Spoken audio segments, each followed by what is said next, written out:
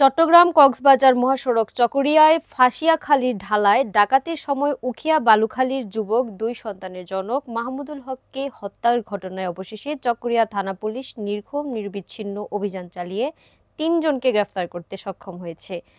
এ সময় দায়িত্বরত ওসি তৌহিদুল আনোয়ার আহত হয়েছে বলে জানা গেছে।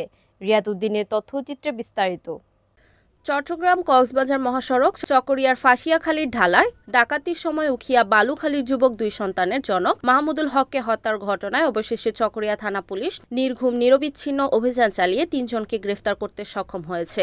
এ সময় দায়িত্বরত ওসি তৌহিদুল আনোয়ার আহত হয়েছে বলে জানা গেছে। জানা যায়, আধুনিক প্রযুক্তি ব্যবহার করে পাহাড়ের গহীন জঙ্গলের ভেতরে চকরিয়া সার্কেলের সিনিয়র সহকারী পুলিশ সুপার অভিজিৎ দাস, থানার officer incharge OC Tauhidul Anwar ও উপপরিদর্শক আরকানুল ইসলামের নেতৃত্বে বিশেষ অভিযান চালিয়ে ঘটনায় সরাসরি সম্পৃক্ত ৩ জনকে গ্রেফতার করা হয়। এ সময় ডাকাতির কাজে ব্যবহৃত একটি রশি, 2টি স্মার্টফোন, 2টি বাটন ফোন, একটি কালো রঙের মানিব্যাগ এবং একটি হেলমেট তাদের কাছ থেকে উদ্ধার করা হয়। সোমবার 22 সেপ্টেম্বর বিকেল 4:45-এর দিকে সম্প্রতি মহাসড়কে রশি টানিয়ে ডাকাতিকালে খুনের ঘটনা সহ সার্বিক বিষয়ে প্রেস কনফারেন্সের আয়োজন করা হয়। এ সময় চকরিয়া থানার আওতাধীন যে কোনো ধরনের অপরাধের তথ্য দিতে সাংবাদিক ও জনগণের সহযোগিতা কামনা করেন চকরিয়া সার্কেলের সিনিয়র সহকারী অভিজিৎ দাস এবং নবাগত ওসি তৌহিদুল আনোয়ার।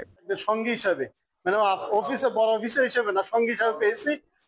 সাথে সাথে আমি আরো ধন্যবাদ জানাতে চাই, আপনাদের প্রিন্ট মিডিয়ার ভাইয়েরা আমাকে অনেক তথ্য দিয়েছেন। আমি তাদেরকে বলেছি যে আমাদের বিষয়গুলাই বর্তমান বিষয়গুলো একটু সিক্রেট রাখেন, যেহেতু আমাদের অভিযান পরিচালনা আরো বাকি আছে। সেই সংক্রান্তে যদি কোনো তথ্য আউট হয় আমরা তো বাকি আসামিদের দিতে করতে পারবো না। আমরা প্রিমিয়ার ভাইরা খুব সুন্দরভাবে এই জিনিসটা রক্ষা করেছেন, আমি সেজন্য আপনাদের কাছে কৃতজ্ঞ।